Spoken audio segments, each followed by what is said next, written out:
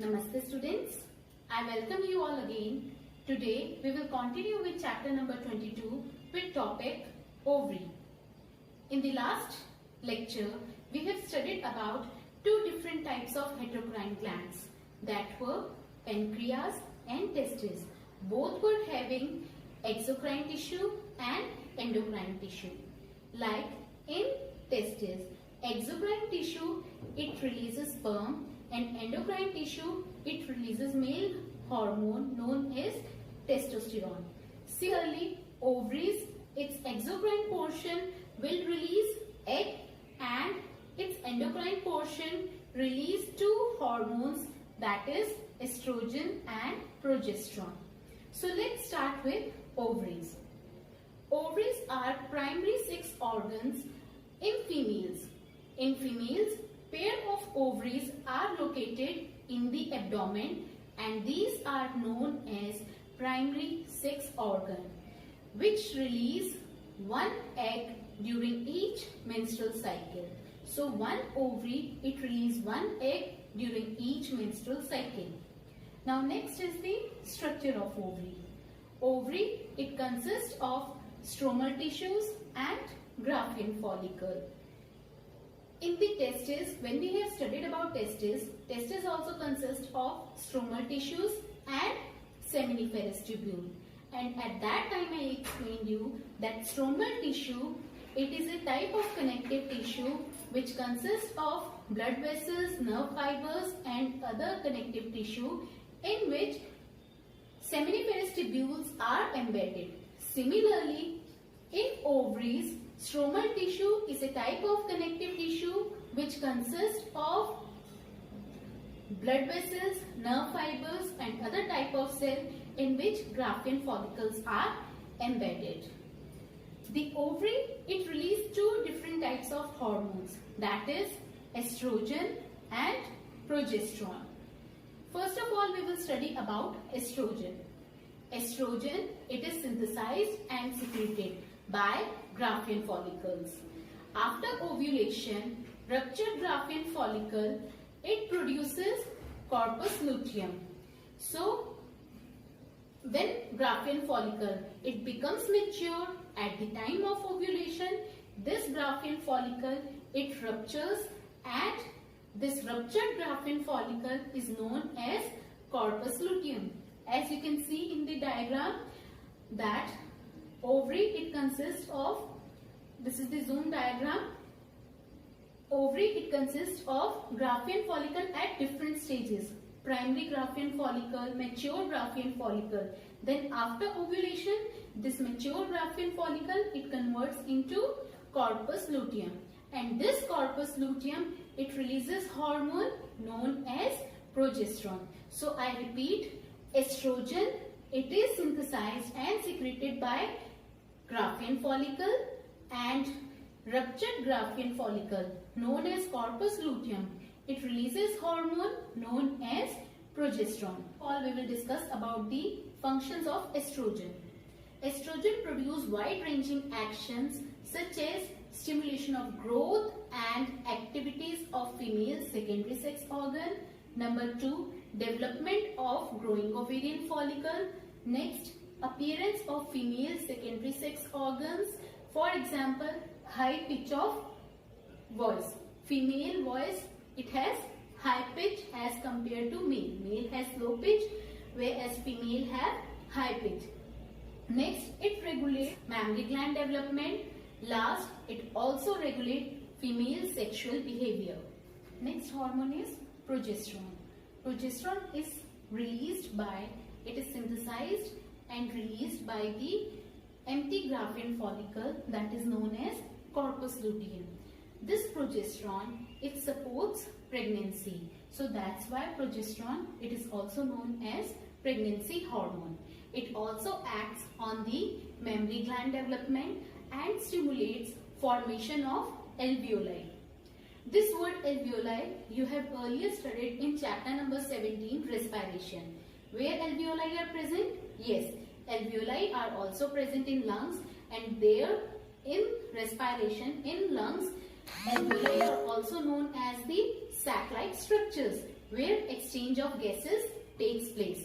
Whereas in mammary glands, alveoli, they are the sac-like structures which store milk, and this progesterone, it also helps in milk secretion. Revise hormones of ovary once again. Hormones of ovary are progesterone and estrogen. Estrogen, it is released by mature Graafian follicle and it controls development of secondary sexual characteristics, whereas progesterone, it is released by the empty Graafian follicle, which is known as corpus luteum. It is also known as pregnancy hormone. Why? Because it acts on the mammary gland and stimulates formation of alveoli and milk secretion, and it maintains the placenta. So it helps in the growth of the embryo also. So this was all about ovary. Now we will study about the hormones of heart, kidney and GI tract. What do you mean by GI tract? Gastrointestinal tract. So in the beginning of the chapter, I told you that hormones, they are released by the endocrine glands, as well as some hormones, they are released by the non-endocrine tissues present in the organs. First of all, we will study about the hormone released by the heart. Atrial wall of heart release a peptide hormone known as ANF. What is the full form of ANF? Atrial natriuretic factor. This we have done in chapter number 18 also. ANF hormone, atrial natriuretic factor hormone, it is released when blood pressure is high.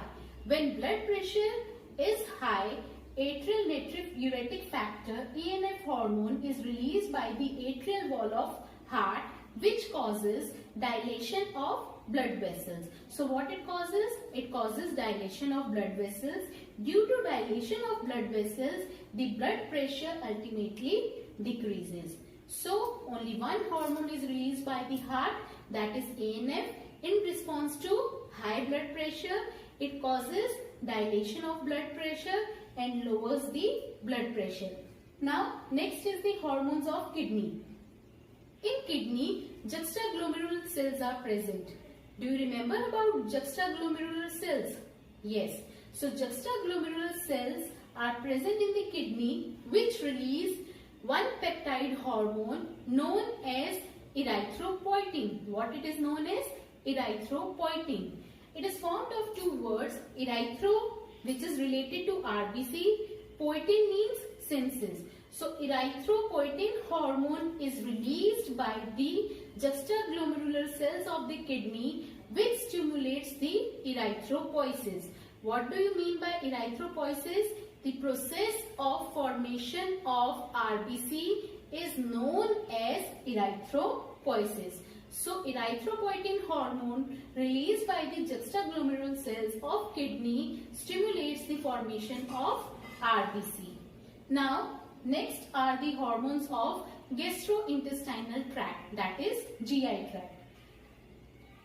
Gastrointestinal tract or GI tract, it releases four hormones. Number 1, gastrin. Number 2, secretin. Number 3, cholecystokinin. Number 4, gastric inhibitory peptide hormone, GIP. First of all, gastrin. As the name indicates, gastrin means stomach.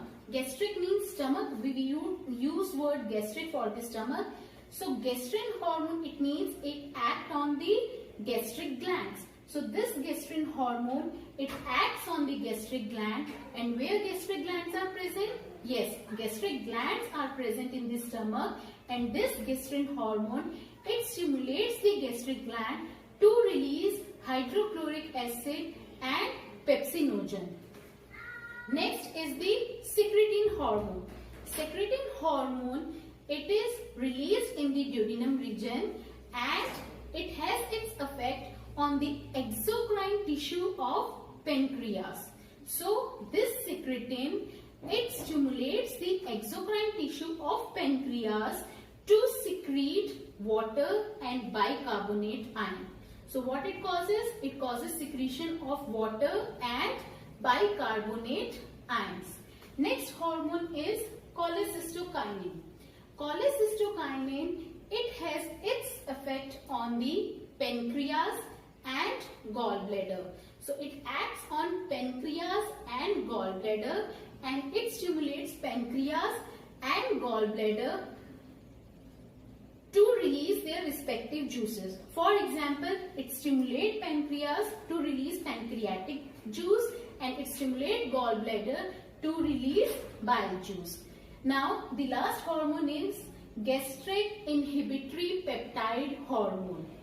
This hormone, it has its effect on gastric glands. Okay, so it has its effect on gastric gland. So it inhibits the gastric glands to stop its secretion. So it stops the gastric gland to release gastric juice. Okay, and it also inhibits the movement of stomach. Gastric stimulate movement, it stops the gastric movements. Now the next part is non-endocrine tissue present in the body organ. They release the growth factor, and this growth factor, it is required for the growth, repair and regeneration of the body tissues. Is types of hormone. On the basis of chemical nature, there are 4 different categories of hormone. Number 1, peptide, polypeptide or protein hormone. Number 2, steroid hormone. Number 3, iodothionein hormone. Number 4, amino acid derivative. Number first category, peptide, polypeptide or protein hormone. Hormones which are proteinaceous in nature, which are larger in size, they are known as peptide, polypeptide or protein hormone. These are insulin, examples are insulin, glucagon, all pituitary hormones, they are peptide hormones, polypeptide or protein hormones, they belong to first category, and hypothalamic hormones are also belong to this category. Second is the steroid hormone. Hormones released by the testes, that is the testosterone, estrogen, progesterone and androgenic steroid. They are known as the steroid hormone. These steroid hormones, they are synthesized from the fatty acids or lipids. The third category is iodothionein hormone. Do you remember the hormone which is synthesized from the iodine? Yes. Thyroid hormone, that is thyroxine, required for the synthesis of thyroxine hormone. So it is known as iodothionein hormone. Last category is amino acid derivative. The amino acid derivative hormones are epinephrine. With this, today's topic are complete. Thank you everyone.